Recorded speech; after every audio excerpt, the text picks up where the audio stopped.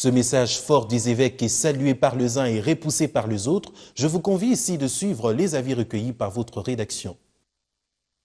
Nous pensons que, quelque part, la CENCO a bien circonscrit la question des laits, parce qu'il est vrai que la crise, elle est là, et elle est totale, elle est permanente, comme nous l'avons dit depuis la signature de l'accord. Et il va sans dire que lorsqu'il fait allusion à la situation de l'air, situation chaotique de la population, là, nous accompagnons parce que ce qui est vrai que sur le plan social, les choses sont en train de se détériorer de temps en temps. Et nous pensons qu'il faut qu'on fasse tout pour sortir de ces trous dans lesquels nous sommes plongés. Mais là où j'ai pas été d'accord, c'est que il faut pas aussi mettre de la poudre au feu, parce qu'au fait, nous sommes dans un moment où il est maintenant question d'apaiser toutes les tendances de façon à trouver un climat apaisé qui nous amène aux élections.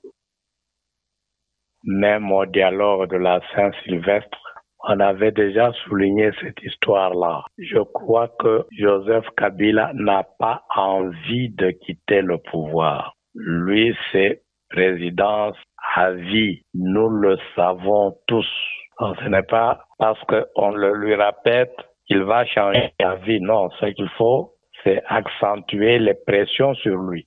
Si la communauté internationale continue à le soutenir jusqu'aujourd'hui, c'est-à-dire que il fait sa volonté et il l'enrichit plus qu'il n'est en train d'appauvrir les Congolais. Mais nous savons que la mission première de la CENCO, c'est de jouer le véritable rôle d'une église au milieu du village. La CENCO a parlé, attendons aussi écouter ce que vont parler les protestants, les musulmans et d'autres confessions religieuses dans notre pays. Il n'y a aucun article dans la Constitution qui dispose que la CENCO ou toute autre structure peut demander au président de la République de se prononcer officiellement sur le fait qu'il ne pourra pas se représenter comme candidat président de la République. C'est bien clair. Ce que vous voulez que je vous dise, c'est que la Constitution actuelle ne permet pas au président Kabila de se représenter. C'est connu de tous, et même au niveau de la majorité présidentielle. Nous les connaissons, le peuple congolais les sait.